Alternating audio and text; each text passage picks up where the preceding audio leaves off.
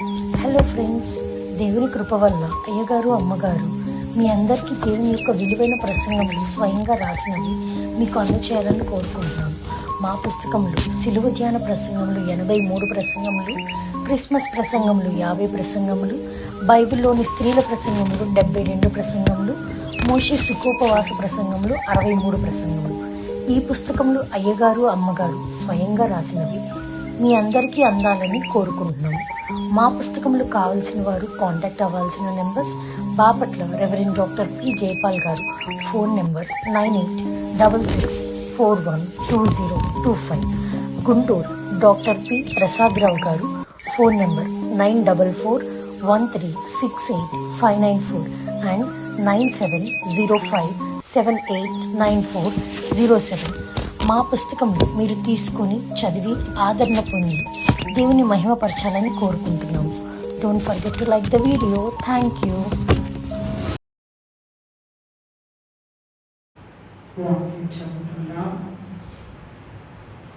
Hebrew పత్రిక 11వ అధ్యాయం 7వ వచనం మాత్రమే చదువుకున్నాం. మీకు దేవుని వాక్యము బోధించి మీ పైన నాయకులుగా ఉన్నవారిని జ్ఞాపకం చేసుకుని వారి ప్రవర్తన ఫలమును శ్రద్ధగా తలంచుకొని వారి విశ్వాసమును అనుసరించు.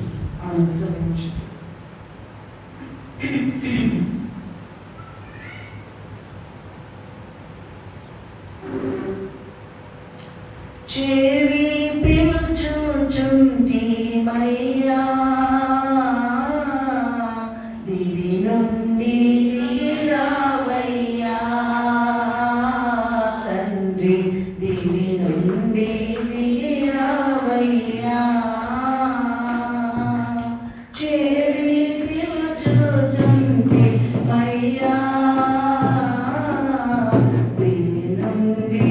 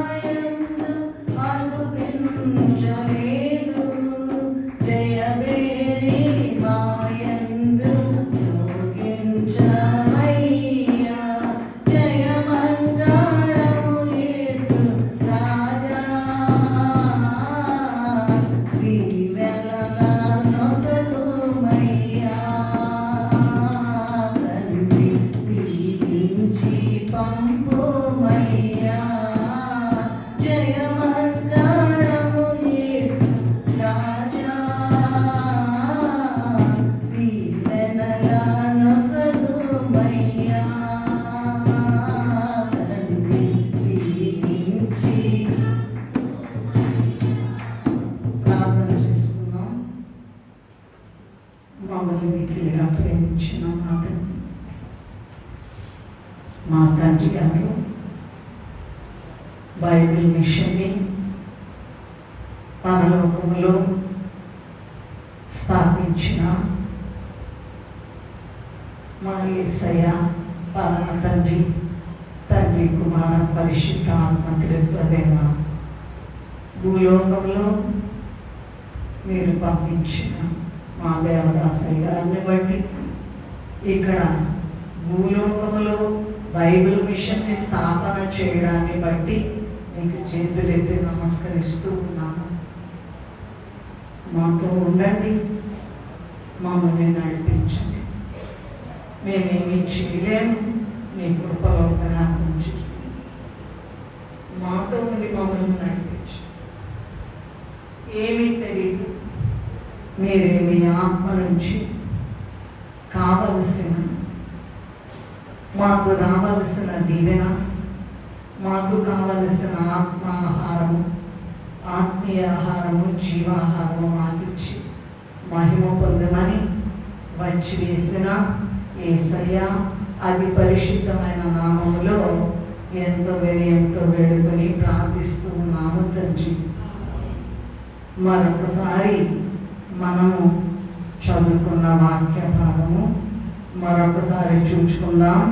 హెబ్రీ పత్రిక 13వ అధ్యాయం 7వ వచనము. మీకు దేవుని వాక్యం బోధించి మీపై నాయకులుగా ఉన్న వారిని జ్ఞాపకం చేసుకుని వారి ప్రవర్తన ఫలమును శ్రద్ధగా తలంచుకొనుచు వారి విశ్వాసమును అనుసరించుడి.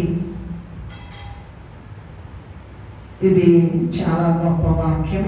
ఎందుకంటే దేవుడు ఆయా కాలాలలో అనేకులైన భక్తులను, ప్రవక్తలను, సంఘ కాపరులను మనకు వాక్యం బోధించడానికి అనుగ్రహించి ఉన్నారు. వారిలో ముఖ్యులు మన కాలంలో అంటే 20వ శతాబ్దంలో మన దేవదాసయ్య గారు, అంతకుముందే ఉన్నారు 19వ శతాబ్దంలోనే దేవదాసయ్య గారు ముఖ్యమైన వారు. మరి ఎప్పుడు కూడా ఆదివారం రావడం నాకు గుర్తులేదు. మేము విజయవాడలో ఉన్నంత కాలము కూడా పరుగులు ఎత్తి సెలవు పెట్టి ఎట్లా వెళ్ళాలి అని అనుకునేవాళ్ళము, ఆశించేవాళ్ళం. ఎందుకంటే దేవదాసయ్య గారు చెప్పారంట, ఎవరైతే జ్ఞాపకార్థం పోవడానికి వస్తారో అది ఎక్కడైనా కానివ్వండి గొప్ప దీవెన పొందుతారు అని చెప్పారంట. అది ఆ మాటను బట్టి ఆశపడి గొప్ప దీవెన వస్తుందని చెప్పారట. మనం కూడా పొందుకుందాం అనేటువంటి ఆశతో మేము అనేక సార్లు వెళ్ళాము. కానీ ప్రతిసారి వెళ్ళగలిగే వాళ్ళము కాదు. ఎందుకంటే సెలవు దొరికేది కాదు. ఆంధ్ర రాష్ట్రాలకు దేవుడిచ్చిన వరము ఈ భక్తుడని అనేకుల యొక్క అభిప్రాయము. ఈయన దేవదాసయ్య గారు పరలోక మర్మములను దేవుని వద్ద నుండి తెలుసుకొని బోధించారు. తన రచనల ద్వారా ఇప్పుడు కూడా మనకు బోధిస్తూనే ఉన్నారు. దేవదాసయ్య గారు మనకు నాయకులుగా ఉన్నారు. అందువలన వాక్య ప్రకారము వీరి యొక్క దేవుని శక్తిని, దేవుని యొక్క అద్భుతాలను, మహాకార్యములను జ్ఞాపకం చేసుకోవడం వాక్యానుసారమే కనుక మనము జ్ఞాపకం చేసుకుంటున్నాము. తర్వాత ఏముందంటే వారి ప్రవర్తన ఫలమును శ్రద్ధగా తలంచుకోమన్నారు. వీరు దేవదాసయ్య గారు, ముంగమూరి దేవదాసయ్య గారు 120 సంవత్సరములు జీవించి స్త్రీని కానీ సిరిని కానీ ముట్టకుండా మనకు మాదిరి కలిగిన ప్రవర్తన కలిగి పాత నిబంధనలోని గొప్ప ప్రవక్తల వరుసలో ఉన్నారు. గొప్ప బోధకుల వరుసలో, భక్తుల వరుసలో, ప్రవక్తల వరుసలో ఉన్నారు. ఇటు చూడండి. రైట్. నెక్స్ట్ ఏముందంటే మనం ఒకే వాక్యం చదువుకున్నాము. ఇంకేమన్నారంటే నాయకులుగా ఉన్నవారట వారి ప్రవర్తన ఫలమును శ్రద్ధగా తలంచుకోవాలట, వారి విశ్వాసాన్ని అనుసరించాలి. అయ్యగారు గొప్ప విశ్వాసి. ఆయన విశ్వాసాన్ని అనుసరించడం చాలా అవసరము. ఎందుకంటే సామెతల గ్రంథము 10వ అధ్యాయం 7వ వచనం అందరికీ తెలుసు. నీతిమంతులను జ్ఞాపకము చేసుకొనుట ఆశీర్వాదకరము. పైన ఉన్న లక్షణాలు, ఇన్ని లక్షణాలు కలిగిన అయ్యగారు ఖచ్చితంగా నీతిమంతుడే కనుక ఆ నీతిమంతుని జ్ఞాపకం చేసుకోవడం వాక్య ప్రకారం మనకు గొప్ప ఆశీర్వాదకరము. ఈ అయ్యగారు ఫిబ్రవరి 9వ తారీఖున 1960లో పరలోకానికి చేరారు. మరి ఈ దినము ఆదివారం అవకాశం దొరకదు. ఆదివారం అవకాశం వచ్చింది కనుక ఎంతో సంతోషంతో అయ్యగారి జ్ఞాపకార్థం జరిపించాలని ఆశపడి ప్రభు సన్నిధిలో మరి మేమిద్దరము కూడా తప్పకుండా, మరి అక్కడ ఉన్నప్పుడైతే మాకు సంఘం లేదు కదా, మరి మనం సంఘాన్ని వదిలిపెట్టి వెళ్తే ఎట్లాగని మరి తప్పకుండా జ్ఞాపకార్థ కూడడం జరగాలని కొంతమంది మనలో వెళ్ళి ఉన్నారు. సంతోషము.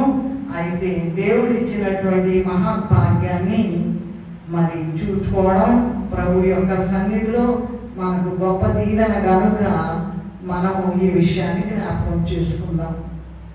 ఏంటంట, నాయకులట మీకు దేవుని వాక్యము బోధించి చెప్పండి, మళ్ళీ చెప్పండి.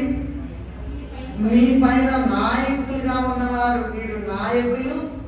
అలాగే ఇంకా ఏంటండి, ప్రవర్తన ఫలములో గొప్పగా శ్రద్ధగా తలంచుకోవాలట, వారి విశ్వాసాన్ని అనుసరించాలట.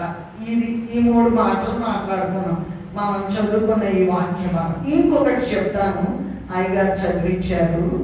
2వ రాజుల గ్రంథము 11వ అధ్యాయము 20-21 వచనాలు చదువుకున్నాను. అమ్మమ్మ తల్లి ఒక్క నిమిషం వాళ్ళు చూసుకుంటున్నారు నాన్న, దయచేసి చెప్పండి. తరువాత ఎలీషా మృతి పొందగా వారు అతనిని సమాధిలో ఉంచి 1 సంవత్సరం గడిచిన తరువాత మోయాబీయుల సైన్యం దేశం మీదికి వచ్చినప్పుడు కొందరు ఒక శవమును పాతి పెట్టుచు సైన్యములకు భయపడి ఆ శవమును ఎలీషా యొక్క సమాధిలో ఉంచగా దింపిన ఆ శవము ఎలీషా శల్యములకు తగిలినప్పుడు అది తిరిగి బ్రతికి కాళ్ళు మోపి నిలిచెను.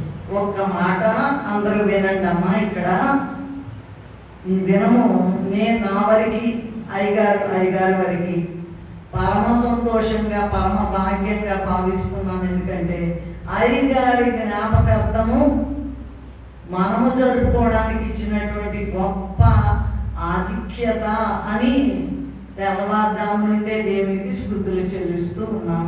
సరే, ఇక్కడ మనం చదువుకునే వాక్య భాగంలో ఏంటంటే, ఇశ్రాయేలీయుల మీదకట శత్రువులు వచ్చారట. శత్రువులు వచ్చి ఇక వీళ్ళని చంపేస్తారేమోనని భయపడి పారిపోతుంటే ఇశ్రాయేలీయులు ఏం చేశారంటే, ఒక అతను చనిపోయాడు. అతను సడన్గా వీళ్ళని పట్టుకుంటారేమోనని వారు పారిపోతూ ఒక శవాన్ని తీసుకెళ్లి ఎలీషా ప్రవక్త గారి సమాధిలో పెట్టారు. ఎప్పుడైతే ఎలీషా గారి ప్రవక్త గారి సమాధిలో పెట్టారో ఆ శల్యములకు తగిలి ఏమైందంట, ఆ శవం అంట వెంటనే లేచి నిలబడిందంట, వాళ్ళంట పోయిందంట. ఆ మనిషి శవము ఎముకలకు తగిలిందంటండి. ఎలీషా ప్రవక్త గారి ఎముకలకు తగిలిందంట. తగలంగానే చనిపోయిన ఆ శవము వెంటనే లేచి నిలబడిందట, వారి వెంట వెళ్ళిందట. ఇక్కడ ఇప్పుడు దేవదాసయ్య గారు పరమ భక్తులు. ఈ చనిపోయిన భక్తుని యొక్క శరీరము మన మధ్య లేదు. ఇప్పుడు చనిపోయిన దేవదాసయ్య గారి యొక్క శరీరము మన మధ్య లేదు, కానీ వారి ఎముకలు మాత్రమే ఉన్నాయి. ఎముకలు అంటే ఇంకొక మాటలో చెప్పుకోవాలంటే వారి అనుభవాలు. దేవదాసయ్య గారి అనుభవములే చాలా చాలా చాలా గొప్ప విషయాలు. మనం వినినప్పుడు, వింటున్నారా అందరూ? వింటున్నారా? చేతులు ఎత్తండి వినేవాళ్ళు. విన్న వాళ్ళందరంట ఇప్పుడు మనం దేవదాసయ్య గారి యొక్క అనుభవాలు తెలుసుకుంటూ ఉన్నాము, తెలుసుకోబోతూ ఉన్నాము. అవి మన మనస్సునకు తగిలినప్పుడు, ఈ అనుభవాలు మనకి తగిలినప్పుడు మన ఆత్మీయ స్థితిలో చనిపోయి ఉన్నామా లేవాలండి. ఎట్లాగైతే పాతిపెట్టిన శవము ఆ ఎముకలకి తగలంగానే ఎట్లా లేచి నిలబడిందో, దేవదాసయ్య గారి యొక్క అనుభవాలను తెలుసుకోబోతున్నటువంటి మనము మన అనుభవాలు, మన జీవితము అనుభవాలు, దేవదాసరి గారి యొక్క అనుభవాలు తెలుసుకున్నప్పుడు, వాటిని మనం వినినప్పుడు, అవి మన మనస్సులకు తగిలినప్పుడు, మనలో ఉన్న ఆత్మీయ స్థితిలో చనిపోయినా లేదా మందస్థితిలో ఉన్నా లేదా అవిశ్వాసంలో ఉన్నా కూడా మనము ఇప్పుడే లేచి నిలబడి మరి ప్రభు కొరకు బ్రతకాలి, రాకడలో ఎగిరి వెళ్ళాలి. అంత గొప్ప ధన్యత ఈ దినము దేవదాసయ్య గారి జ్ఞాపకార్థం నాడు ప్రభు మనకి ఇచ్చి ఉన్నారు కనుక నిద్రపోయేవాళ్ళు లేవండి,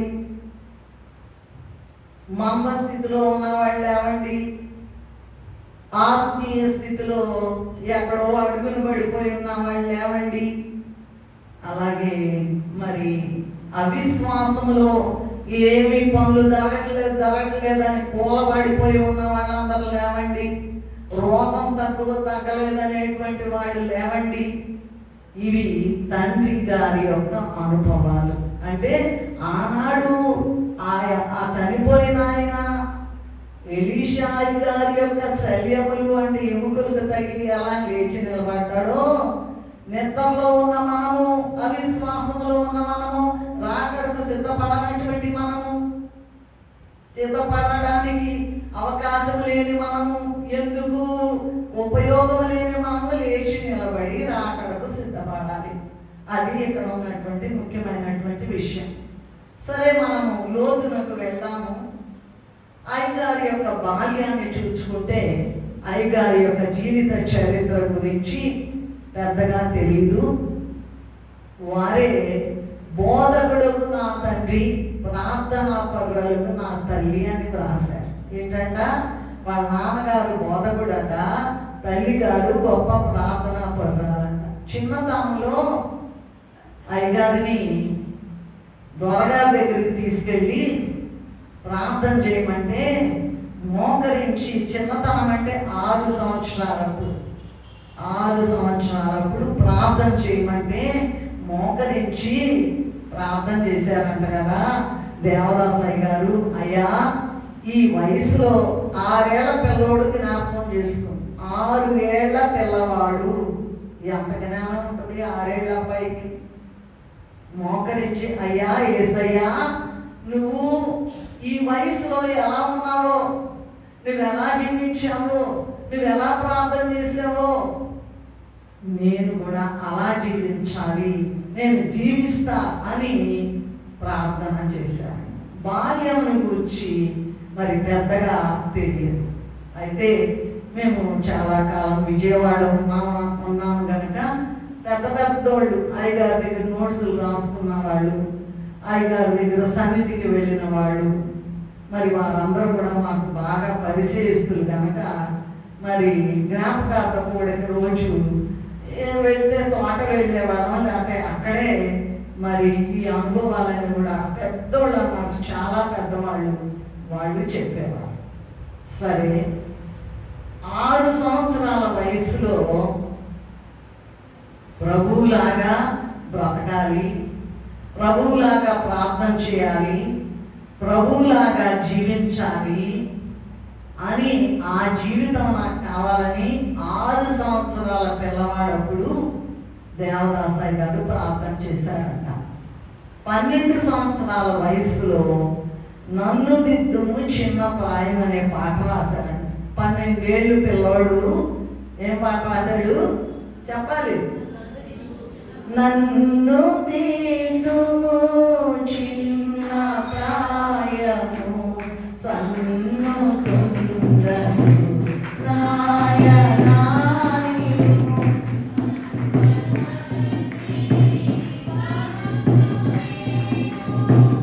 నిన్ను చేరితి నాయనా, నన్ను దిద్దుము చిన్న ప్రాయము సన్నుతుండను నాయనా. చాలు. వీరి జీవితము బహు మరణమైనది కనుక ఏ మానవుడు కూడా పూర్తిగా వ్రాయలేడని కొందరి ఉద్దేశం. వీరు దేవదాసయ్య గారు 1892 సంవత్సరము మార్చి 1వ తేదీన లూథర్ మిషన్లో ప్రవేశించి ఒక మాస్టర్, ఒక టీచర్ గాను, ఒక వార్డెన్ గాను, ఒక ఇవాంజలిస్ట్ గాను, ఒక పాస్టర్ గాను 46 సంవత్సరాలు సర్వీస్ చేశారంట.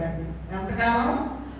46. మాస్టర్గా చేశారంట, వార్డెన్గా చేశారంట, ఇవాంజలిస్ట్గా చేశారంట, పాస్టర్గా చేశారంట.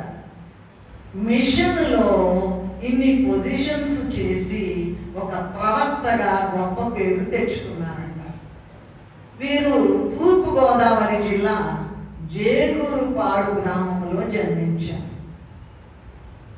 మేము కష్టపడి జేగురుపాడు వెళ్ళి అయ్యగారు నివసించిన ఇల్లు, అయ్యగారు ఒక చింత చెట్టు దగ్గర దాకా రోజు మాట్లాడేవారంట ప్రభు. ఆ చింత చెట్టు దగ్గరికి వెళ్ళి మేము కూడా ప్రార్థన చేసుకుని వచ్చాం. సరే, పుట్టినప్పటి నుంచి కూడా ప్రభుతో సహవాసం చేసేవారట. మనోవిచారం అనేటువంటి పాట 136 వచనాలు ఉన్నాయండి. మరి అదట, ఆ పాటట ప్రభువే స్వయముగా డిక్టేట్ చేస్తుంటే అయ్యగారు రాసుకున్నారు. ఏం పాట? మనోవిచారము కూడదు నీకు అనేటువంటి పాట 136 వచనాలు పాడదామా మనం?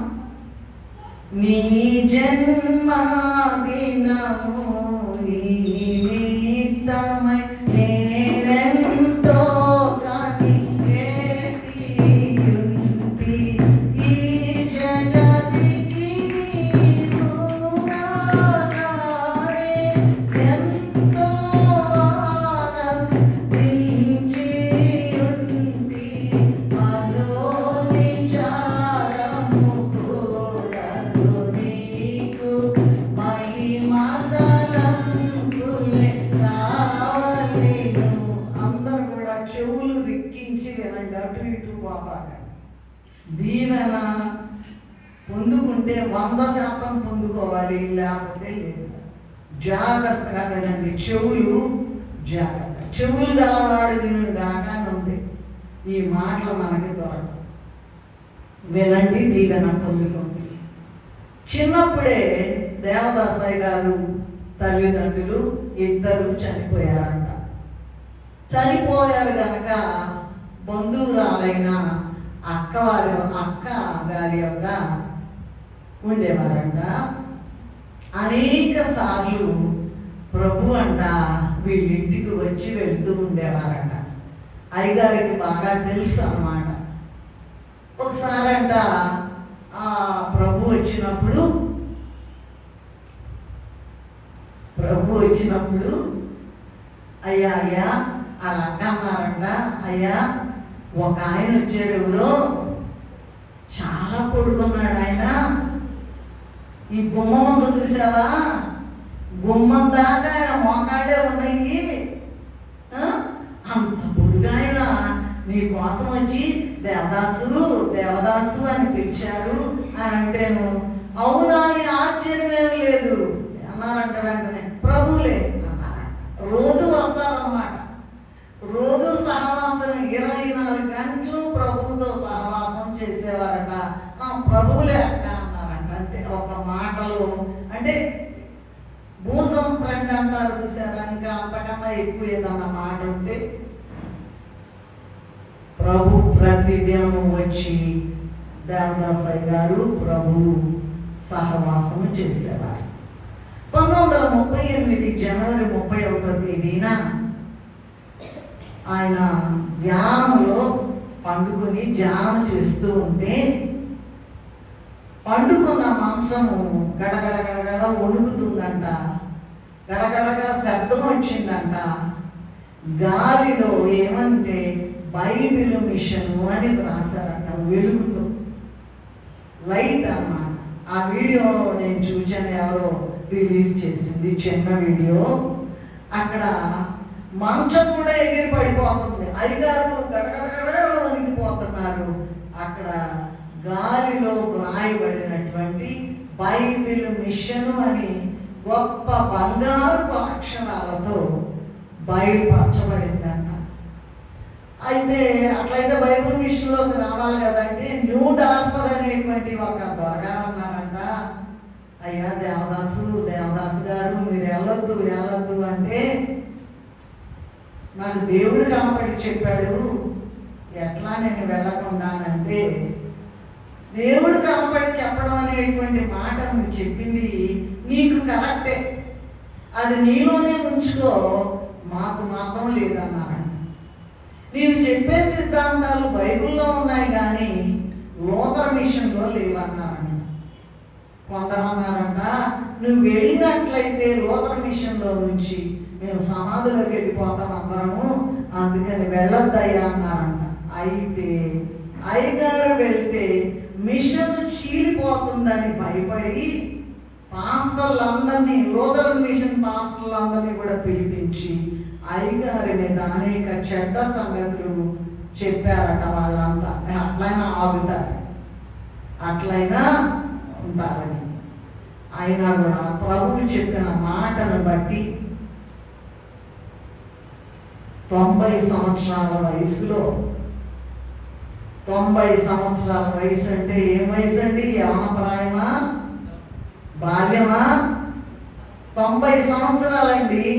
70 ఏళ్ళే మనిషికి ఆయుష్కాలం, అధిక బలం అంటే 80 ఏళ్ళు. 90 సంవత్సరాలప్పుడు బైబిల్ మిషన్ బయలుపడింది. సరే, 1940లో రాజమండ్రి దానవాయిపేట మీటింగ్లో మొదటి రోజు అయ్యగారు మాట్లాడతా, తండ్రి అయిన దేవా మీరు వచ్చి మాట్లాడండి అన్నారంట. తండ్రి గారు వచ్చి పరలోకము నుండి తండ్రి అయిన దేవుడు వచ్చి మాట్లాడారంట. రెండవ రోజు కుమారుడు అయిన దేవా మీరు వచ్చి మాట్లాడండి అంటే రెండవ రోజు కుమారుడైన దేవుడు వచ్చి మాట్లాడారంట.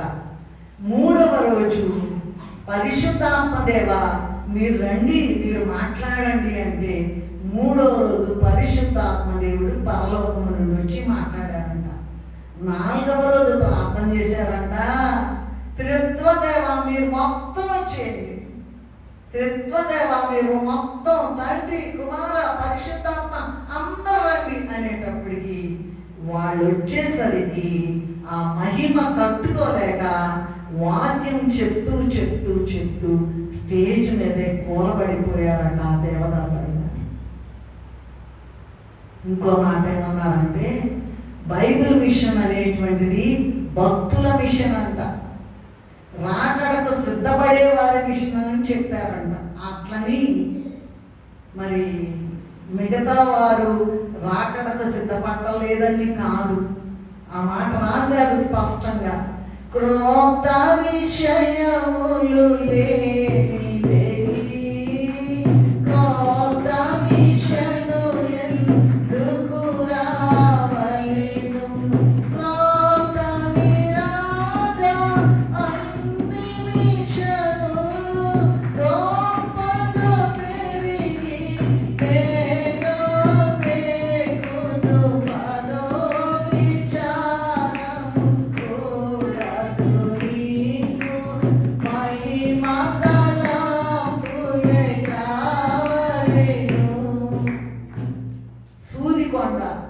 రాజమండ్రి దగ్గర. అక్కడికి సాయంత్రం 8 గంటలకు బయలుదేరి వెళ్ళారంట. మనం అనుకున్నాం కదా మాస్టర్గా, వార్డన్గా, ఇంకా ఇంకా ఇంకా చెప్పండి ఇవాంజలిస్ట్గా, పాస్టర్గా చేశారు అనుకున్నాం. ఈ సాయంకాలం సూదికొండకి 8 గంటలకి వెళ్ళారట. 10 గంటల వరకు రాత్రి 4 రకాలుగా ప్రార్థన చేసేవారంట. 4 రకాలు. మోకరించి ఒక రకమైన ప్రార్థన, సాష్టాంగపడి ఒక రకమైన ప్రార్థన, ఒంటి కాళ్ళ మీద నిలబడి మరొక రకమైన ప్రార్థన, తల క్రిందకు పెట్టి చేతులు నేల మీద ఉంచి ప్రార్థన చేసేవారట. ఇది ఎప్పుడు అయ్యగారి యొక్క దినచర్య. ప్రతి దినము కూడా సూదికొండకు వెళ్ళి అయ్యగారికి వంట చేయాలంటే ఆ రోజుల్లో మరి గ్యాస్ పొయ్యిలు ఇట్లాంటివి ఏమి లేవు కనుక రోజు కూడా పేడతో అలికి వంట చేయాలట అయ్యగారికి. రోజు అలకాలంట. రోజు అలకాలంట. ఏంటి నిర్ణయ గారికి ఏమంటే అలా కాదు, ప్రతిరోజు కూడా అలకాలంట. వంట చేసి ఆమె మనసులో అనుకుందంట, రోజు ఎక్కడ అలిగేది నేను, ఎంత శుభ్రం నేను ఎక్కడ చేసేది, అయ్యగారికి పెళ్లి చేసుకుంటే బాగుంటుంది కదా, ఆ అలిగి వంట చేస్తుంది, నేను రోజు అలిగి పేడతో అలిగి నేను వంట చేయలేను కనుక చేసుకుంటే బాగుండు అనుకుందంట. అనుకుందో లేదో వెంటనే పెద్దగా కేకేశారంట. నువ్వేమనుకుంటున్నావు? నేనేమనుకోవట్లేదు, బలపడు, తప్పు మాట ఆలోచిస్తున్నావు, నువ్వు తప్పు మాట ఆలోచిస్తున్నావు, తప్పు కదా అని వెంటనే అన్నారంట. అయ్యగారు స్నానం చేయాలంటే 3 బిందెలు, ఆ రోజుల్లో ఎక్కడండి, ఇప్పుడంటే నీళ్లు ట్యాపులు అవన్నీ అది మోటార్లు అని, ఆ రోజుల్లో ఏమీ లేవు కదా. 3 బిందెలు కావాలంట, 3 గంటలు పట్టుద్దంట, 2 మంగళ కత్తులు కావాలంట, 1 గంట పక్క తీసింది, ఇంకో పక్క తీరంట. సరే, మనమైతే స్నానం చేసేటప్పుడు మొత్తం కలిసి రుద్దుకుంటాం కదా, అలా కాదు. తల ఒకసారంట, శరీరం ఒకసారంట. మరి ముందు తల, శరీరం, చివర్లో కాళ్ళంట. పండుకునే మంచం దగ్గర ఆ దుప్పటికి ఆ చివర ప్రక్క కాళ్ళ వైపు ముడి వేసేవారట. ముడి వేస్తే ఆ ముడి పొరపాటున పైకి వచ్చింది అనుకోండి, అది తీసేయాలన్నమాట. ఆ కాళ్ళ దగ్గర వేసింది తల దగ్గరకు వస్తే అంత శుద్ధి, అంత శుద్ధి, అంత శుద్ధి. ఒకసారి విజయవాడలో ఉన్న శాంతమ్మ అంటే ఎవరంటే కడపలో దేవదాస్ గారు పెట్టాడు చూసారా బైబిల్ మిషన్, వాళ్ళ అమ్మ అన్నమాట. వాళ్ళ అమ్మ అంటే మా బాబోడి చాలా చిన్న పిల్లలు, ఆమె ఏదో పిల్లల్ని ఆడిస్తూ వాళ్ళకేదో కొనిస్తూ ఉండేది. ముసలమ్మ, అప్పుడే చాలా పెద్దమ్మ. ఆమంట అయ్యగారి కాళ్ళు పట్టుకుందామని ఆశపడి వెళ్ళిందంట. అయ్యగారు అన్నారంట, శాంతమ్మ నా కాళ్ళు ఎందుకు పట్టుకుంటావు? నా కాళ్ళు కాదు, ప్రభు కాళ్ళు పట్టుకోవాలి అని చెప్పాను. అయ్యగారు ఎప్పుడైనా మందిరంలో నుంచి బయటికి వెళ్ళాలంటే, కూటంలో నుంచి బయటికి వెళ్ళాలంటే అందరినీ కళ్ళు మూసుకునే వాళ్ళంట. ఎందుకంటే అయ్యగారికి లేచి దండం పెడతారని, నమస్కారం పెడతారని అందరినీ కళ్ళు మూసుకుని మెదలకుండా వెళ్ళేవారంట. ఎందుకంటే మహిమ ప్రభువుకి రావాలి, నా కాదు, ఆ నమస్కారం ప్రభువుకి పెట్టాలని చెప్పి. ఒకసారంట కలకత్తా వెళ్ళడానికి శామన్ రాశారు పుస్తకాలలో. మరి బిఏ సామెలయ్య గారు, మరి జి సామెలయ్య గారు నాకు తెలీదు. ఇంకొకళ్ళు ఏమన్నారంటే శామ్ అనే అబ్బాయి ఉంటారని నాకు తెలియదు. యాక్చువల్గా విషయం ఇక్కడ నేను రాసుకున్నాను, చాలా పుస్తకాలు వెతికి రాసుకున్నాను నేను. ఈ శామ్ అనే ఆయనంట ఒక ఒంటెద్దు బండి తీసుకురామన్నారంట. ఎక్కడికి? రాజమండ్రి స్టేషన్కి వెళ్ళాలి, కలకత్తా వెళ్ళాలి. బండి తెమ్మనేటప్పటికి వీళ్ళు వెళ్ళే లోపల గోదావరి స్టేషన్ నుంచి బండి వెళ్ళిపోయిందంట. అయ్యగారు ఒంటెద్దు బండిలో ప్రార్థన చేశారంట. అయ్యా, నువ్వే కదా కలకత్తా వెళ్ళమన్నావు, బండి వెళ్ళిపోతే ఎట్లా, నేను ఎట్లా వెళ్ళానంటే ఆ బండి అంట అయ్యగారు బండి వెళ్ళేదాకా, ఒంటెద్దు బండి వెళ్ళి స్టేషన్లో దింపేదాకా అక్కడే ట్రైన్ ఆగి ఉన్నదట. అప్పుడు అయ్యగారు ఎక్కిన తర్వాత కదిలిందంట. తర్వాత ఒకసారంట గండు చీమలంట ప్రభు త్వరగా వస్తున్నారని నేల మీద ఇసుక మీద రాస్తుంటే అయ్యగారు అడిగారంట, చూడండి మీకు కనపడుతుందా, కళ్ళకి కనపడుతుందా, ప్రభు వచ్చేస్తున్నారని చూపించి, వాళ్ళకున్న జ్ఞానం కూడా మీకు లేదన్నాడు. ఏమన్నారు? వాటికున్న జ్ఞానం కూడా మీకు లేదు అని అన్నాడు. ఇంకా కోరుకొండ వెళ్ళడానికి ఒంటెద్దు బండిలో వెళ్తుంటే, ప్రభు వెళ్తుంటే అయ్యగారు కూడా ఉన్నారంట. అయ్యగారు ఉన్నారు, ప్రభు కూడా అయ్యగారితో పాటు ప్రయాణం. వాళ్ళిద్దరూ ప్రయాణం చేస్తున్నాయి. ఒంటెద్దు బండి పడిపోవాలని సాతాను ఏం చేసిందంట, ఆ బండికి ఉన్న చక్రం ఆ చక్రం ఉన్న సాయిని కూడదీసిందంట.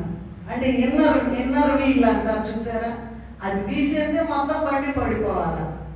అయ్యగారు అన్నారంట, ఓ సాతానా, సిగ్గులేదా నీకు ఏలు పెట్టి నడిపించమన్నారు.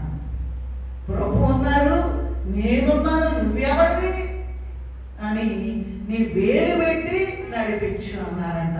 సాతాను అక్కడి నుంచి కోరుకొండ నుంచి మరి అక్కడికి వెళ్తుంటే కోరుకొండ వెళ్ళడానికి, రాజమండ్రి నుంచి వెళ్ళడానికి వేలు పెట్టి సాతాను నడిపించిందంట. చేరారంట. క్షేమంగా చేరిన తర్వాత అయ్యారంట అన్నారంట, ఇదిగో ఆ అబ్బాయికి పాపం ఆ బండి నడిపించాను అన్నాడంట. అయ్యా దానికి సాయి మేకు లేదు ఏదన్నా మేకు అడ్డం పెట్టుకుని వెళ్ళమంటేను ఆ బండి వాడు అదిరిపోయాడు. రాజమండ్రి నుండి కోరుకొండ దాకా మేక అనేది లేకుండా బండి సాతానే. ఎందుకంటే ఆడు ఓడిపోయాడు కనుక మన తండ్రి చెప్పింది, సాతాను క్రియలన్నిటినీ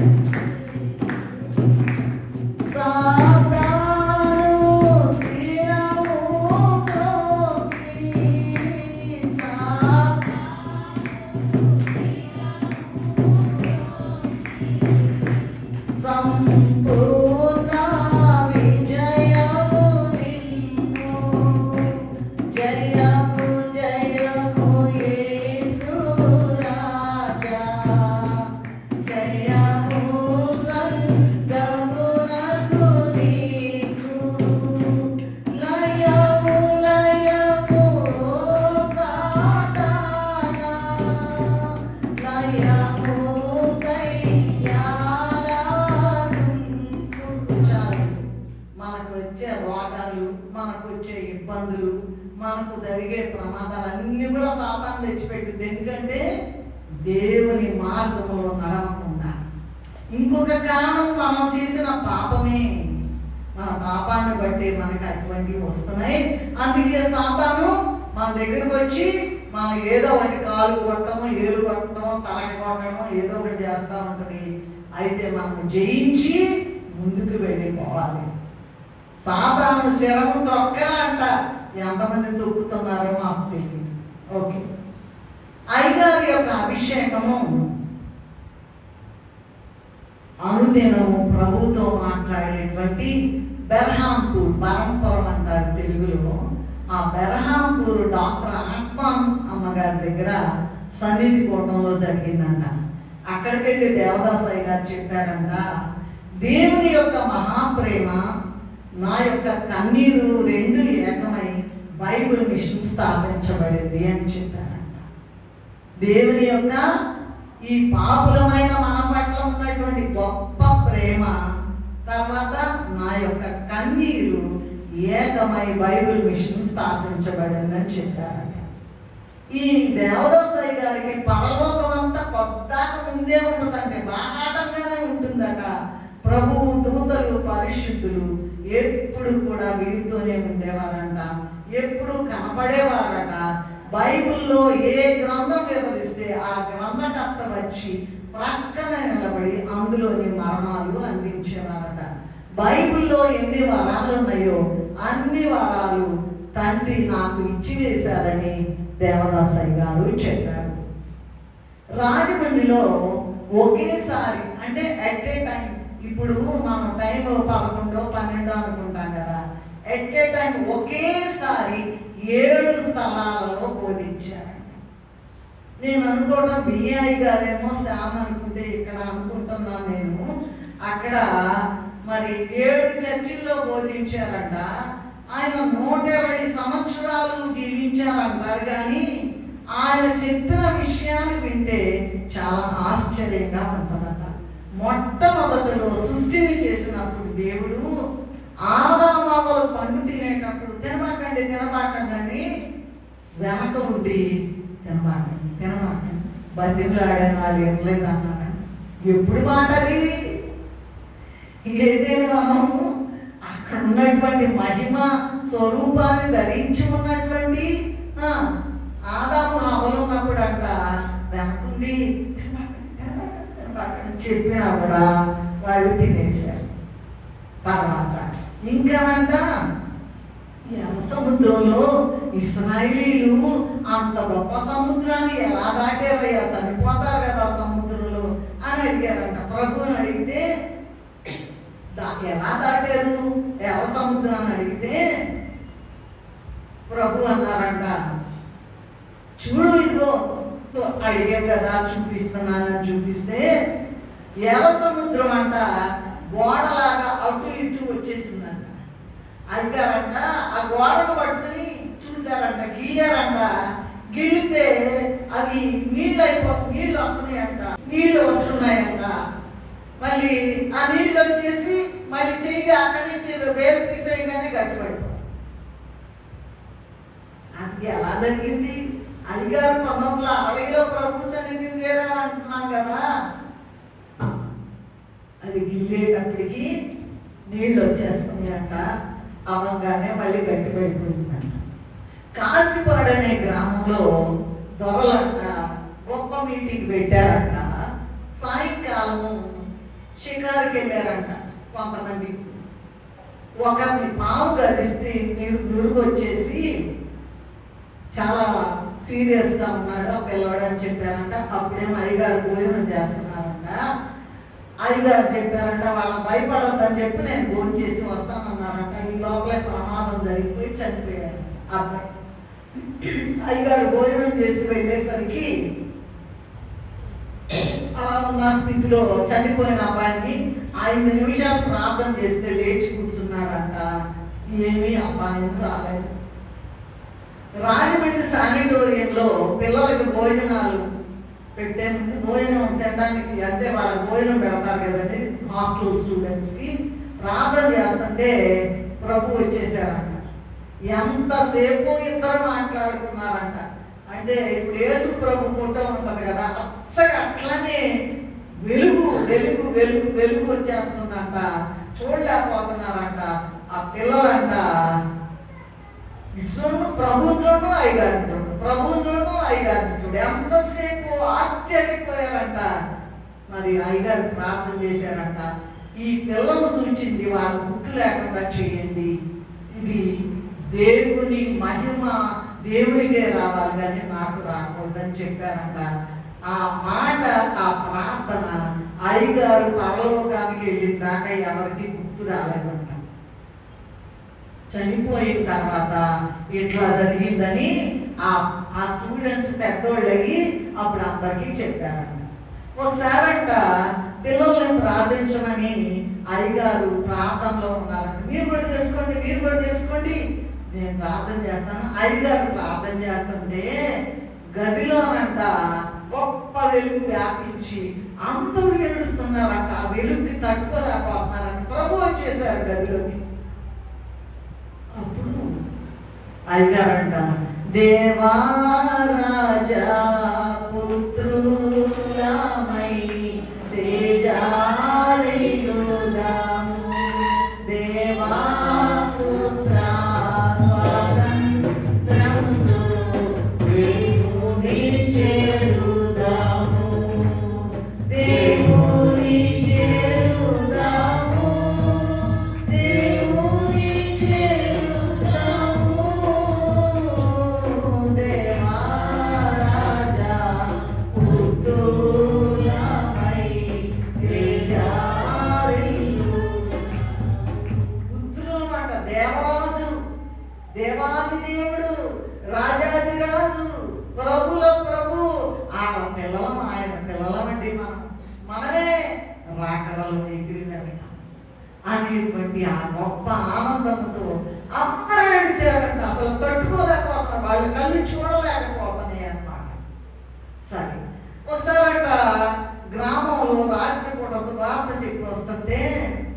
భయంకరంగా కారు మేఘం పట్టేసిందంట. అసలు చిమ్మ చీకటంట. కన్ను పొడుచుకున్నా కూడా ఏమీ కనపడలేదంట. అప్పుడు గొప్ప వర్షం వస్తుందంట. అయ్యగారంట, నీవేయని నమ్మిక యేసు నాకు నీవే. మనం ఇట్లా అనుకోమండి. మనకు రోగం వచ్చినా, రొప్పు వచ్చినా, ఇబ్బంది వచ్చినా, సమస్య వచ్చినా డాక్టర్లు, మందులు, చుట్టాలు, బంధువులు, కొడుకులు, కూతుళ్ళు, అక్కలు, చెల్లెళ్ళు, పెద్దమ్మలు, అమ్మమ్మలు వీళ్ళు గుర్తొస్తారు. అట్లా కాదు. నీవేయని నమ్మిక. నిజంగా నీవే అని నమ్మిక అయితే ఎవరు ప్రార్థన చేస్తారో ఎగిరిపోతండి. వాడం ఎగిరిపోతండి. మా స్వానుభవంలో నేను చెప్తున్నా మాట. రైట్. మరి ఒక గృహంలోనంట ఆ టైంలో ఒక బిడ్డ చనిపోయే స్థితి అంట.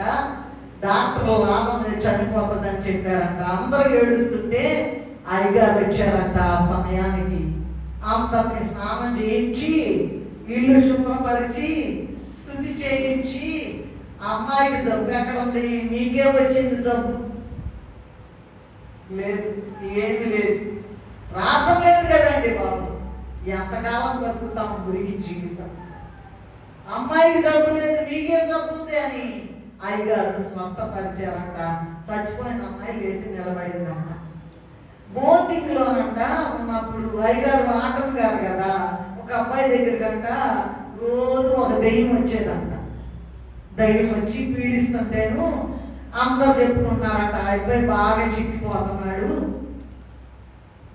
అని చెప్పుకుంటే, సరే అయ్యగారంట రాత్రి 9 గంటలకు వెళ్ళి ఆ పిల్లోడి దగ్గరికి వెళ్ళి, అమ్మ పిల్లోడి మంచం దగ్గరికి వెళ్ళి ప్రార్థన చేసి పండుకోమని చెప్తే, ఆ దెయ్యం అంట అయ్యగారు ప్రార్థన చేశారు కనుక మరి అబ్బాయి దగ్గరికి వెళ్ళకుండా ఆ రోజు ఏం చేసిందంటే అయ్యగారి దగ్గరికి తెల్లారుజాము 3 గంటలకు వెళ్ళిందంట. వెళ్ళేటప్పటికి అయ్యగారు అంట కాలుతో ఒక తన్ను తన్నేటప్పటికి వెళ్ళి పాతాళానికి వెళ్ళిపోయి ఆ చివరిలో ఎక్కడో మూల పడిపోయిందంట. ఇమ్మీడియట్గా పిల్లోడు బాగుపడ్డాడంట. ఒక్క తన్ను తన్నారంట. అయ్యగారి బలం ఏంటో చూడండి, అది దేవుని శక్తి. ఒక దంపతులు అంట పిల్లలు లేరని చాలా కాలం అయ్యగారండి మాకు పిల్లలు లేరు, పిల్లలు కావాలని ప్రార్థన చేయించుకుంటే వాళ్ళు రాశారంట. అయ్యగారి దగ్గర ప్రార్థన చేయించుకుని వెళ్ళి అబ్రహాము సంతానం వల్లే మాకు పుట్టేశారండి బోళ్ళు అంతమంది అని వాళ్ళు ఉత్తరం రాశారంట. మరి అయ్యగారికి, దేవదాస్ అయ్యగారికి డబ్బులు ఎక్కడి నుంచి కావాలంటే అక్కడ వచ్చేస్తాయంట. ఎప్పుడు కావాలంటే అక్కడ, ఎప్పుడు కావాలంటే అప్పుడు, ఎక్కడ కావాలంటే అక్కడికి వచ్చేస్తాయి. ఒకసారి అంట వైజాగ్ నుంచి స్టూడెంట్స్ వచ్చారంట. వాళ్ళకి ఏమన్నా భోజనం పెడదామని డబ్బులు మేము తీసుకురండి అంటే వాళ్ళు అన్నారంట, చందా పెట్టి ఇప్పుడే కడిగి పెట్టాము, రూపాయి కూడా లేదు అని అంటేను మళ్ళీ వెళ్ళి చూడండి అన్నారంట. దాంట్లో ఆ రోజుల్లో 500 రూపాయలు దొరికాయంట. వాటి పెట్టి భోజనం చెప్పి పంపించారు, పెట్టి పంపించారు. ఒకసారంట డబ్బులు లేవే అని ఎవరు అయ్యగారిని అడిగితే గొడుగులో నుంచి డబ్బులు జారినాయంట. ఏదైనా అసాధ్యమైన కార్యములను సరిచేయుని సన్ని జరిగించు సన్ని. అసాధ్యమైన ఇవన్నీ నమ్మశక్యం కాదండి. మనం ఏంటంటే మంటి పురుగులు మనలాగా జన్మించి, భూలోకములో జన్మించి, స్త్రీని ముట్టకుండా సిరిని ముట్టకంగా జీవించి మధ్య మధ్యలో ఇంతకాలము కూడా ఇటంటే అంటే పరలోకానికి వెళ్ళడం, అంటే భూలోకానికి రావడం, అలా జీవించిన ఈ గొప్ప నీతిపరుడు, ఈ గొప్ప ప్రవక్త మరి గురించి మనం తెలుసుకోవడం అది చాలా ఆశీర్వాదకరం. సరే, ఒక అబ్బాయి అంట నీ పర్సులో ఏమో డబ్బులు ఉన్నాయి తీయమన్నారంట అయ్యగారు. నా పర్సులో ఏం రూపాయి కూడా లేదంటే, నువ్వు మళ్ళీ చూసుకో అంటే కావాల్సినంత డబ్బు ఆ పర్సులో ఉందంట. ఒకసారంట ఒక కుష్ఠరోగంట అయ్యగారు స్నానానికి వెళ్తుంటే అయ్యగారికి తెలియకుండా వెళ్ళి దొంగతనంగా అయ్యగారిని పట్టుకోగానే ముట్టుకోగానే కుష్ఠరోగం మొత్తం దెబ్బకు పోయిందంట. పసిపిల్ల దేహంలాగా అయిందంట. ఆ మాట అయ్యగారికి తెలియదంటే దివ్య దృష్టి ఉన్నది. ఇతను యొక్క విశ్వాసాన్ని బట్టి అయ్యగారికి తెలియకుండా ముట్టుకోగానే వెంటనే కుష్ఠరోగం పోతే అయ్యగారు అన్నారంట, ఆ బట్టలు నా బట్టలను తీసుకెళ్ళి కాల్ చేయమన్నారు. అదేంటయ్యా అంత గొప్ప కార్యం జరిగింది కదా అంటే అన్నారంట, దేవునికి మహిమ రాకుండా దేవదాసయ్య గారు వస్త్రాలు ముట్టుకుంటే మహిమ వచ్చిందని నాకు పెరిగితే అది చాలా ప్రమాదం, వెంటనే బట్టలు కాల్చేయమన్నారంట. ఆ మాట తెలుసుకుని ఇంకో కుష్ఠరోగం వచ్చిందంట అయ్యగారి దగ్గరికి. అప్పుడు అన్నారంట, 7 సార్లు పరలోక ప్రార్థన చెప్పుకో అని 7 సార్లు పరలోక ప్రార్థన చేయించేటప్పటికి కుష్ఠరోగం పోయిందంట. ఒక దయ్యం పట్టిన స్త్రీని బేతేలు గృహాన్ని తీసుకొస్తే అది ఎవరిని లెక్క చేయకుండా తలుపుల్ని రిక్షాని విరగొట్టి మొత్తం అల్లరి చేస్తుంటే అయ్యగారంట ఆయన గదిలోనే ఉండి, ఏంటయ్యా ఈ గోలేంటి, ఈ దెయ్యం ఏంటి, నీ ప్రభావం ఇప్పుడు కాకపోతే మళ్ళీ ఎప్పుడు చూపిస్తావయ్యా అనేటప్పటికి వెంటనే ఎప్పుడైతే ప్రార్థన చేశారో అదే క్షణంలో ఆ దెయ్యం పారిపోయిందంట. ఆ పిల్లోని దెయ్యం వదిలిపోయిందంట. రైట్. ఒకసారంట అయ్యగారు దివ్య దృష్టి ఉంటుంది కదా, ఒక చిన్న పిల్లోడంట ఒక చోట అంట డబ్బులు పోగొట్టుకుని భయంకరంగా ఏడుస్తున్నాడంట. ఇంటికి వెళ్తే అమ్మ నాన్న కొడతారేమోనని ఏడుస్తున్నాడంట. ఒక ఆయన పిలిచి అయ్యగారు ఒక అబ్బాయిని పిలిచి, ఒక అబ్బాయి భయంకరంగా ఏడుస్తున్నాడు, కుడి పక్క డొంకలో ఉందని చెప్పు ఆ అబ్బాయికి అని అంటే కరెక్ట్గా వెళ్ళిన ఆయనకి కుడి పక్క డొంక మార్గంలో ఆ పోగొట్టుకున్నటువంటి డబ్బు దొరికిందంట. మరి ఒకసారి అంట అయ్యగారి దగ్గర ఉన్న సేవకుల్లో ఒక ఆయన అన్నాడంట, దెయ్యం ఎట్లా ఉంటుందో అయ్యగారంటే ఒకసారి చూడాలండి, నేను దెయ్యం ఎట్లా ఉంటుంది అని అంటే సరే అన్నాడంట. ఒక సాయంత్రం అంట అతను పిలిచి ఆ సేవకుని, రోడ్డు మీద ఒక స్త్రీ ఏడుస్తా వెళ్తుంది, సంగతి ఏంటో కనుక్కురమ్మన్నారంట. వెళ్తున్నాడంట, వెళ్ళాడంట, అయ్యగారు పంపించారు. వెళ్తున్నాడు, నడుస్తున్నాడు, చేరుకోలేకపోతున్నాడు, పరిగెత్తున్నాడు, చేర్చుకోలేకపోతున్నాడు. వెళ్ళి వెళ్ళి వెళ్ళి వెళ్ళి రాత్రి 10 అయిపోయింది.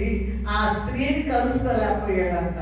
కలుసుకోలేక సరే వచ్చి బాగా చీకటి పడింది, అర్ధరాత్రి పండుకున్నాడంట. తెల్లవారు లేచి, అయ్యగారు మీరు ఆ స్త్రీని సంగతి కనుక్కురమ్మన్నారు కదా, ఎందుకు పరిగెత్తా ఏడుస్తా వెళ్తుందా అంటే, నువ్వు అడిగేవు కదా దెయ్యాన్ని చూపించమని, అదే దెయ్యం అంటే ఒక్కసారి గుండె ఆగిపోయినంత భయం వచ్చేసి భయపడిపోయాడంట ఆ సేవకుడు. సరే ఒకసారి ఆత్మానమ్మ గారి సన్నిధి కూటానికి వెళ్ళారంట ఒరిస్సాలో బర్హాంపూర్లో. వెళ్ళిన తర్వాత అయ్యగారిని ఉండమన్నారంట. లేదు నేను పిల్లలు ఆ హాస్టల్ తాళాలన్నీ కూడా నా దగ్గర ఉన్నాయి, నేను వెళ్ళాలి అని చెప్తాను. డాక్టర్ గారు అన్నారంట, ఆత్మానమ్మ గారు దేవదూత పంపిస్తాయి అలవాకగా. అదేంటాయి అయ్యగారు, దేవదూత పంపిస్తాను, దేవదూత పంపించడం ఏంటి తాళాలు అనుకుంటే, నెక్స్ట్ డే అంట ఎవరో ఒక మనిషి రూపంలో దేవదూత వచ్చి తాళాలు తీసుకెళ్ళి వాళ్ళకి ఇచ్చిందంట. అయ్యగారు ఇక్కడే ఉన్నారు, తాళాలు అక్కడ చేరినాయి. ప్రభు సెలవును బట్టి లూథరన్ మిషన్ విడిచి బైబిల్ మిషన్ స్థాపిస్తే, మేము నీకు 46 ఏళ్ళు లూథరన్ మిషన్లో ఉండి మరి వెళ్ళిపోతావా ఇంత నమ్మకంగా ఉండి అని అంటేను, మేము సంస్కారము అన్నారంట వాళ్ళు లూథరన్ మిషన్ వాళ్ళు. ఇమ్మీడియట్గా అయ్యగారు ప్రార్థన చేసుకుని కళ్ళంతా నీళ్ళు మరి వచ్చినాయో లేదో నాకు తెలియదు అని, ప్రభువా ఇదేంటి అనేటప్పటికి వెంటనే పరలోకం నుండి బల్ల వచ్చేసి అక్కడ సంస్కారం కావాల్సిన రొట్టెలు ద్రాక్ష రసం అక్కడ పెట్టి ప్రభువే స్వయంగా ఇచ్చేటంట. మరంట 90 సంవత్సరాల వయసులో ఒకసారి రాత్రి అందరిని నిద్రపోతుంటే అయ్యగారంట తల కింద పెట్టి కాళ్ళు పైకి లేపి రాత్రి అంతా మోకాళ్ళ మీదే ఉండి కొన్ని దినాలు దిగలేదంట. ఎప్పుడు చెప్పండి, వినలా. 90 సంవత్సరాలు. మనకేంటి ఇంతంత వయసు ఉంది, మోకాళ్ళు ఎంతసేపు ఉంటున్నారు, ప్రార్థన చేయరు, బైబిల్ చదవరు, ధ్యానం చేయరు. అన్నీ కావాలి, గంపల గంపల ఆశీర్వాదాలు. బుద్ధి రావడానికి ఈ దినం మనకి ఈ వాక్యం ఇచ్చారు. ఆలోచించి మరి తలేమో కిందకి పెట్టి కాళ్ళు పైకి పెట్టి రాత్రంతా మోకాళ్ళ మీద ఉండి 90 సంవత్సరాల వయసులో కొన్ని దినాలు దిగకపోతే మోకాళ్ళు దొరలు చూచి డిస్టర్బ్ చేయకుండా ప్రొటెక్షన్ ఇచ్చారంట.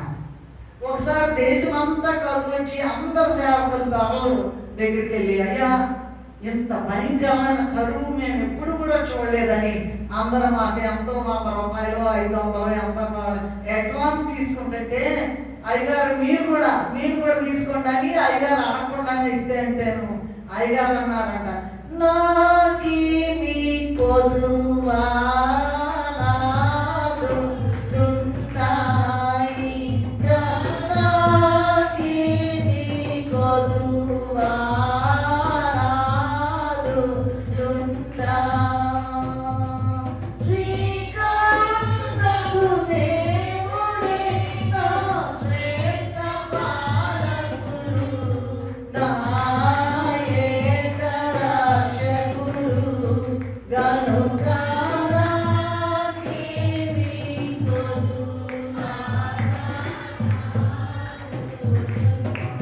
అయ్యగారి యొక్క భక్తిని బట్టి, అయ్యగారి యొక్క కార్యాలను బట్టి, అయ్యగారి యొక్క భక్తిని బట్టి దొరలంట అయ్యగారిని చాలా గౌరవించేవారట. అయ్యగారు మీటింగ్లో మాట్లాడడానికి వస్తే అందరూ కూడా లేచి నుంచునేవాళ్ళంట, గొడుగు పట్టేవాళ్ళంట. మరి కొందరు దొరలైతే టోపీలు తీసి నిలబడేవారట. ఈ రోజుల్లో ఏమండి మామూలుగా వీళ్ళు ఏమంటారంటే బతకడానికి బడిముద్దులు అన్నట్టు. సేవకులంటే అస్సలు లెక్క చదవలేదండి, గౌరవం లేదండి, అస్సలు లేదండి. మామూలు మనుషుల కన్నా హీనంగా చూస్తున్నారు. అది దౌర్భాగ్యమైన స్థితి అని నేను తెలియజేస్తా ఉన్నాను. అందుకని విశ్వాసం లేక, గౌరవం లేక రోగాలు తగ్గవు, ఏదో ఒక రోగం వస్తానే ఉంటుంది. దైవజనులు అని ఎవరైతే గౌరవిస్తారో, విశ్వసిస్తారో, దేవుని యొక్క ప్రతినిధులను అనుకుంటారో వాళ్ళకే పనులు జరుగుతాయి, వాళ్ళకే ఆ అద్భుతాలు జరుగుతాయి. తర్వాత ఒక అమ్మాయి కంటే చాలా కాలం నుంచి పెళ్లి కావట్లేదంట. పెళ్లి కాని పిల్లలందరైనా పెళ్లి కాకపోతేను ఏంటి పెళ్లి కావట్లేదంట. ఆ పిల్లకంట బొగ్గ మీద మార్క్స్ ఉందంట. అయ్యగారి దగ్గరికి వెళ్తే ప్రార్థన చేస్తే పెళ్ళి అవుతుందని తీసుకెళ్ళారంట. తీసుకెళ్ళి అయ్యగారి దగ్గరికి వెళ్ళారంట. పిల్లలు తీసుకుని పెళ్లి చేద్దామని అయ్యగారు పెళ్ళి అవ్వట్లేదు అని అంటేను అయ్యగారు ప్రార్థన చేశారంట. చేసి అమ్మాయి ముఖం మీద ఇట్లా అన్నారంట. సరే వెళ్ళిపోయారు.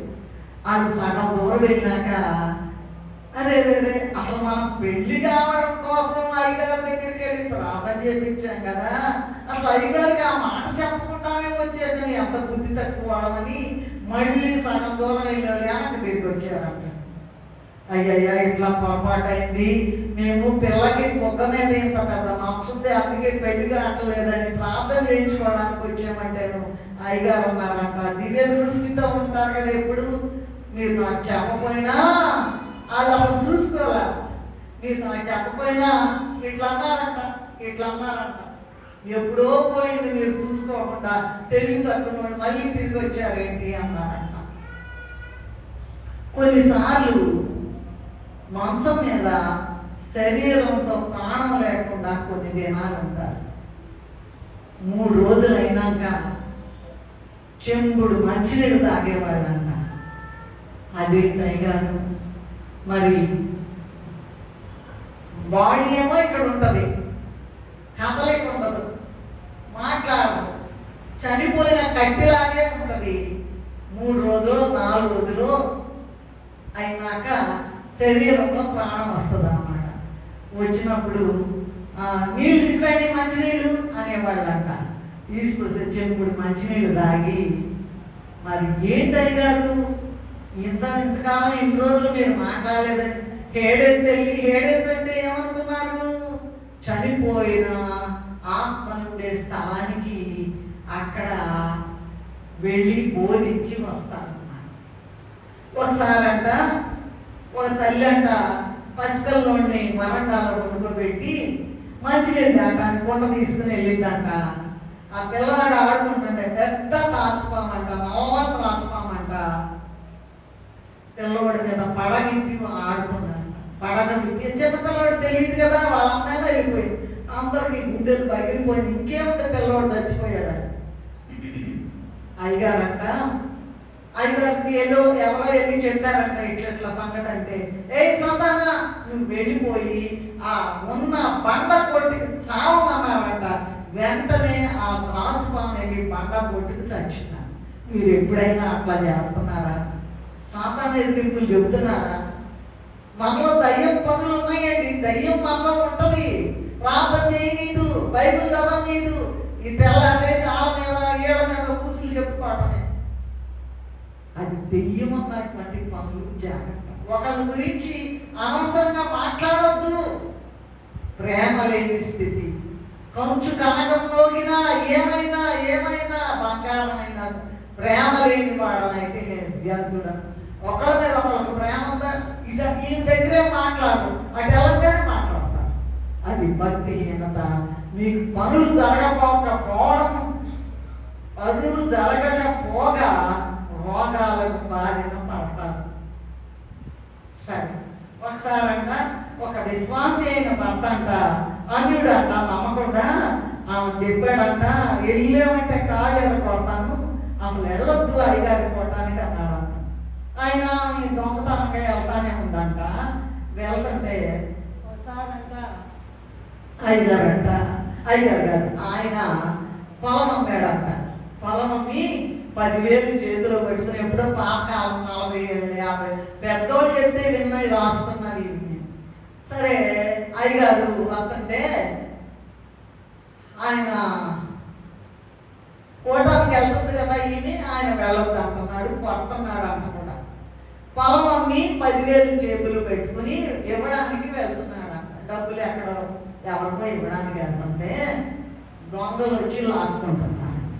దొంగలు ఎటువైపు నుంచి వచ్చేసి లాక్కోవడానికి రెడీకి వచ్చేసారంట. ఆయన అన్నాడంట, మా ఆవిడ ఎప్పుడు అయ్యగారు అని యేసుప్రభు అని కొట్టడానికి వెళ్తుంది కదా, నేను నమ్మలేదు, వెళ్ళొద్దని కొట్టను కూడా కొట్టాను, నేను వెళ్ళొద్దన్నాను కదా, ఇప్పుడు చూద్దాం అసలు అయ్యగారు అని కేకేసేటప్పటికి దొంగలు పారిపోయారంట. ఆయన డబ్బులు అక్కడే క్షేమంగా ఉన్నాయంట.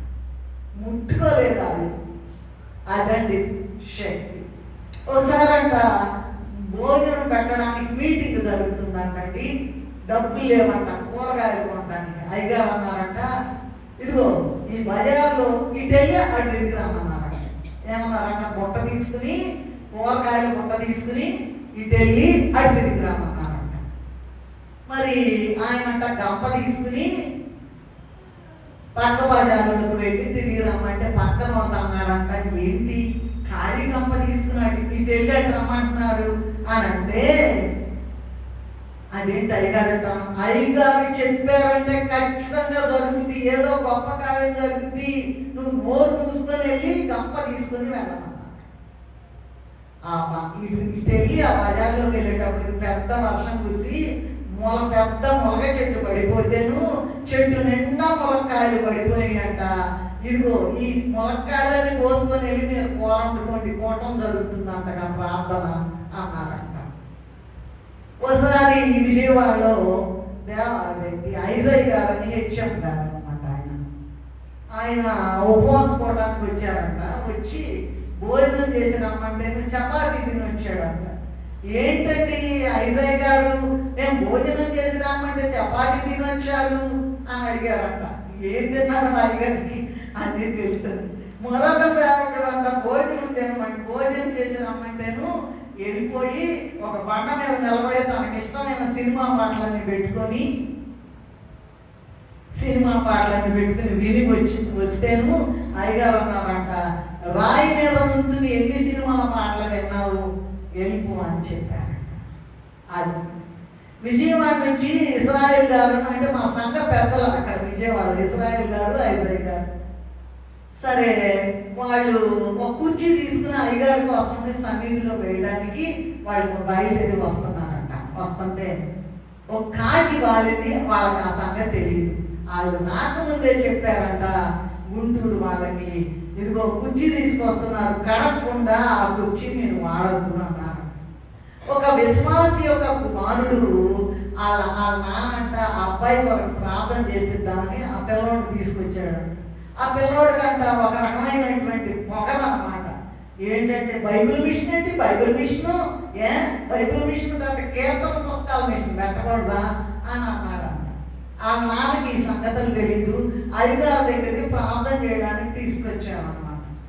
అయ్యగారు ఆ నాన్న తీసుకురాగానే అయ్యగారు అన్నారంట, లోపలికి వెళ్ళి ప్రార్థన చేసుకోమంటే ఆ అబ్బాయి కళ్ళు మూసుకోగానే ప్రభు యొక్క గుండెల మీద బైబిల్ మిషన్ అని కనబడిందంట. ఆ రాసి ఉందంట. ఆ అబ్బాయి పెద్దగా ఏడ్చి అసలు ఆగట్లేదంట. ఏడ్చి అయ్యగారండి క్షమించమన్నారంట.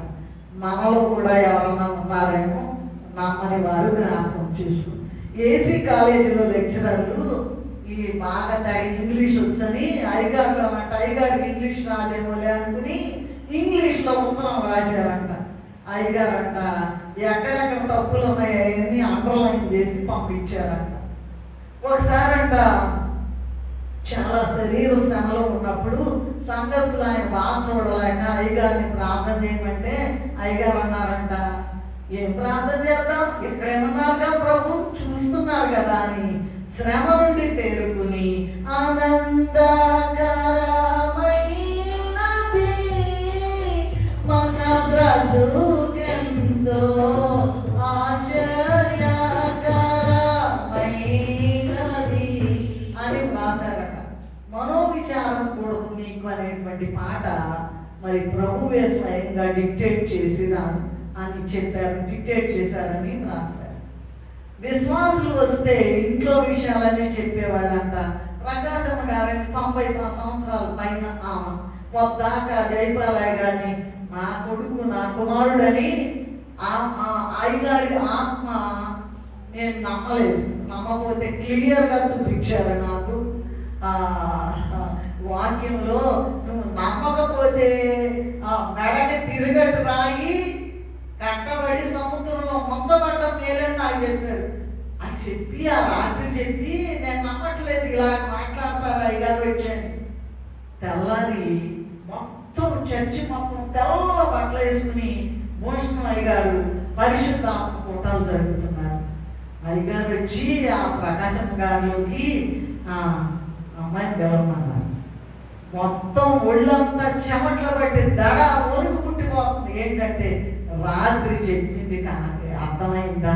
రాత్రి చెప్పింది ఎవరికి తెలియదు, అయ్యగారు కూడా తెలియదు. దేవదాసయ్య గారు స్పష్టంగా నమ్మాలి, నేను వచ్చాను, నేను చూపించాను, జాగ్రత్త, ఇది ప్రభు మాట అని చెప్పారండి. సరే ఈ ప్రకాశం గారు అలా ఆయన వెళ్ళలేడంట ఎక్కడికి, తోటకి. సరే ఒకరోజు బాగా పోట్లాడి వెళ్ళి ఉన్నారంట. ఒకసారి ఉత్త గుడ్లు వేసుకుని వెళ్ళిందంట, కూర కూడా వండకుండా. అయ్యగారు అన్నారంట, కూర వండుకోకుండా ఉత్త గుడ్లు తెచ్చుకున్నాను ఎందుకు, ఎట్లా తింటావు అని అడిగారంట. ఒక టీచర్ గారు మన వెలుగు కీర్తనలు రాశారే అమ్మమ్మ గారు, ఆమెట తాటాకింట్లోకి అద్దెకెళ్తే తాటాకింట్లో పాములు ఉంటాయేమోనని చెప్పి అడిగితే పాములు ఉంటాయని అయ్యగారితో ప్రార్థన చేపించుకుందామని వెళ్తేను, అయ్యా తాటాకింట్లో ఉన్నా, రాతింట్లో ఉన్నా, రేగులింట్లో ఉన్నా, డాబాలో ఉన్నా, ఏ ఇంట్లో ఉన్నా నీకు ఆపుదల ఉంటే మాకేమి లేదని ప్రార్థన చేశారు. ఒకసారి ప్రార్థన చేసుకుంటే అయ్యగారు చెప్పారంట, మరి మంచినీళ్ళు తాగేటప్పుడు కూడా ప్రభువుని స్తుతించాలని చెప్తే ఈ అన్నమ్మ టీచర్ గారంట, ఈయనకి పనే పాట భార్య బిడ్డల, నేనైతే పెద్ద టీచర్ని అనుకుందంట, మనస్సులో అనుకుందంట. ఏమన్నమ్మా నువ్వేమనుకుంటున్నావంట? అయ్యా పక్కన గ్రేసమ్మ గారు, పీజే గ్రేసమ్మ గారు అన్నారంట, గొప్ప సన్నిధి పర్రాలు. అయ్యా అయ్యగారు నోరు కూడా తెలవలేదయ్యా, పెద్దలు కూడా కాదు. లేదు నువ్వు అన్నావు, నువ్వేమనుకున్నావో చెప్పన్నారా. గ్రేసమ్మ గారు అన్నారంట, అయ్యగారు చెప్పేదాకా వదిలిపెట్టు, నువ్వేమనుకున్నావంటే ఇట్లా అనుకున్నానయ్యా, ఈ పని పాట ఏమి పని లేదు, మంచినీళ్ళు తాగుతున్నా కూడా స్తుతించాలని చెప్తున్నారంటే ఇంకెప్పుడు అలా అనుకోవద్దని చెప్పారంట. ఒక ఆయనంట అయ్యగారిని పరీక్షిద్దామని నెల్లూరు నుండి సత్యనపాముని కొండలో పెట్టుకుని వస్తే ఎదురుగా అయ్యగారు ఉంటే తెలియక అయ్యగారిని దేవదాస్ అయ్యగారిని కలుసుకోవాలంటే, ఎందుకు నువ్వు సత్యనపాముని కొండలో పెట్టుకుని నన్ను పరీక్షిద్దామని వచ్చేటప్పటికి అదిరిపోయాడంట. ఒకసారి అయ్యగారిని కలవడానికి ఒకడు వస్తే బయట అయ్యగారు నిలబడ్డారంట. అయ్యగారిని తెలియక అయ్యగారిని కలుసుకోవాలంటే ఆయన తలుపులు తీసి లోపలికి వెళ్ళేటప్పటికి అయ్యగారు అక్కడ ఉన్నారంట. ఇంకో మాట, లూసిఫర్ ఖాళీ చేసిన స్థానాన్ని అయ్యగారికి ఇచ్చారని దర్శనం వచ్చిందంట. ఆ స్థానాన్ని అయ్యగారికి ఇవ్వడానికి ఒక తేదీ దేవుడు శ్యామ్ గారికి బయలుపరిస్తే చార్లెస్ అయ్యగారు, ఆనాటి ప్రెసిడెంట్ గారు, అయ్యగారిని అడిగారంట, నిజమేనా లూసిఫర్ పోయినటువంటి స్థలాన్ని, పడవేయబడిన స్థలాన్ని అయ్యగారికి ఇచ్చారా అంటే కరెక్ట్ అని చెప్పారంట అయ్యగారు. కనుక పరలోకం నుండి ఆ రోజంతా మరి సాయంత్రం 4 గంటల దాకా పొద్దున్న నుంచి అభిషేకం జరిగిందంట. అప్పుడు అయ్యగారు అన్నారంట, బుద్ధి గల కన్యకలు వచ్చేసారు, పాటలు ఎంత పాడుతున్నారు, అది మీకు వినబడుతున్నాయా అని అడిగారంట. మాకేం వినబడలేదు అన్నారు. గుంటూరులో అంట బాత్రూంలో పాము బొసపడుతుంటే భయపడి మరి వెళ్ళకపోతుంటే అయ్యగారు అన్నారంట, ఒక దేవదూతను పంపించాను, ఆ పామును కాలుతో అలిపి పట్టుకుని మీరు వెళ్ళి ముందు దాన్ని చాలా కొట్టాలని చెప్పారంట. నా నామమున ఏది అడిగినా ఇస్తానన్నావు కదా, సాతాను పాపాన్ని క్షమించమని ప్రార్థన చేశారంట అయ్యగారు. 3 రోజులు ప్రార్థన చేస్తే ప్రభువు దిగి వచ్చి సాతాను పిలిపించి, ఇదిగో దేవదాస్ గారు ఇలా ప్రార్థన చేస్తున్నారు, మరి నీకు పోగొట్టుకున్న స్థానాన్ని ఇమ్మంటున్నారు, మరి నీ పాపం ఒప్పుకోమంటే అదంతట నేను మొదట్లో ఏ స్థితిలో ఉన్నానో అది కావాలి అని అడిగిందాను. అడిగితే నువ్వు పడద్రోయబడ్డావు, నీకు మళ్ళా దొరకదు, నీకు తగిన స్థితి దొరుకుద్దని ప్రభువు చెప్తే సాతాను వెళ్ళిపోయిందంట. ఒక మీటింగ్లో బెంజమిన్ అయ్యగారంట మీటింగ్ పెట్టి చర్చి కట్టి భోజనానికి పిలిస్తే ఒక పాత్రలో వండితే 4 పాత్రల అన్నం అవుతుందంట. 4 పాత్రల అన్నం. ఇక నా జీవితంలో అద్భుతాలు జరిగినాయి, ఇక వెళ్ళిపోయి ఇక అద్భుతాలు ప్రారంభమైనవి అని చెప్పారంట. శాఖారత్నం అని ఒక పెద్ద ఉండేదంట. ఆ ఆశ్రమం దగ్గర ఎక్కడో ఆశ్రమం కట్టి అక్కడ ఆమె సన్నిధి చేస్తుంటే, ఆమె 90 రోజులు చేస్తుంటే మరి అయ్యగారంట, అసలు అయ్యగారు చూడలే, ఆమె ఎక్కడో ఏంటో తెలియలేదు. నీ వంట దగ్గర వాయువ్యం మూల నీ వంటగది ఉంది, అక్కడి నుంచి నువ్వు ప్రార్థన చేసే గదిలోకి పొగ వస్తుంది కనుక అక్కడ అది ఉండకూడదంటే ఆమె అంత దూరంలో ఉన్న ఆమె ఆశ్చర్యపోయిందట. ఎట్లా తెలిసింది అయ్యగారు? ఓసారంట జీవరత్నం అయ్యగారు అని ఒక ఆయన గవర్నింగ్ బాడీ మెంబర్ ఉండేవారు, బాగా పెద్ద ఆయన అంట ఎవరో హింసిస్తుంటేను, నేను ఉండనయ్యా, నేను ఇక్కడ, నేను వెళ్ళిపోతాను అంటే, మరి ప్రభు ఉన్నాడు, ఏమి పర్వాలేదు ఉండమని చెప్పారంట. బుధవారము ఒక గొప్ప తగాదా అయింది, ఆ కలహం రేపుద్ది. మొదలవగానే ఒక అతను కొడతాడు, ఆ కొట్టేటప్పుడు నువ్వు వెళ్ళిపో, పారిపోమంటే జీవరత్నమయ్య గారు పారిపోయారంట కొట్టంగానే. తెల్లవారి జీవరత్నమయ్య గారు అనుకుని విపరీతంగా ఒక ఆయన కొడితే తెల్లవారి పిలిచి, నువ్వేనా జీవరత్నం అంటేనా? నేను జీవరత్నం కాదని చెప్పారంట. తర్వాత మీ విశ్వాసం రుజువు చేయండి అయ్యా, ఎప్పుడైనా అసలు ఎట్లాగంటే ఒక కోడి గుడ్డు పట్టుకొని తండ్రి కుమార పరిశుద్ధ ఆత్మ నామమున అనేటప్పటికి పిల్ల బయటకు వచ్చేదా. వీరికి ఆశ్రయం ఇచ్చినటువంటి రాజారావయ్య గారు కాకాని తోట సెల్వరాజయ్య గారిని పెంచుకున్న ఆయన పరలోకానికి వెళ్తే దేవదాసయ్య గారు అంట, నేను ఇక్కడ ఉన్నంత వరకు, కాకంలో ఉన్నంత వరకు, గుంటూరులో బేతేల్ హౌస్లో ఉన్న ఎవరు చనిపోవడానికి వీల్లేదని ప్రార్థన చేస్తే రాజారావయ్య గారి యొక్క ఆత్మ మరలా బేతేల్ హౌస్కి తిరిగి వచ్చిందంట. అయ్యగారు పరలోకానికి వెళ్తే అద్భుతాలు జరిగేది ఎట్లా అని అడిగితే అన్నారంట, నేను ఎక్కడికి వెళ్తాను, మీతోనే ఉంటాను అని, నేను చేసిన దానికన్నా ఇంకా ఎక్కువ అద్భుతాలు జరుగుతాయని మీతోనే ఉంటానన్నారంట. ముగించే ముందు ఒక చిన్న మాట చెప్పి నేను ముగించేస్తాను. ఇప్పటికే చాలా మా ఇంట్లో మాకు సంబంధించి చాలా ఉన్నాయి, కానీ 1-2 మాటలు చెప్తాను. నాకు వివాహమైన వెంటనే నేను విజయవాడ వెళ్ళిన తర్వాత, అయ్యగారేమో ఆయన ఉద్యోగానికి వేరే టంటూరు వెళ్ళారు, నేను విజయవాడ వెళ్ళాను. అయ్యగారు నిలువెత్తు నాకు కనబడి, ఈ అబ్బాయి నీ భర్త నా ప్రియ శిష్యుడు, ఇది సభాముఖంగా పరిశుద్ధ స్థలంలో నిలబడి చెప్పే మాట. ఈ అబ్బాయితో నాకు చాలా పని ఉంది, భవిష్యత్తులో నాకు ప్రియమైన శిష్యుడు అని నాతో స్వయంగా చెప్పారు దేవదాసయ్య గారు. బాళ్ళ కొట్టి చెప్తున్నాను ఈ మాట.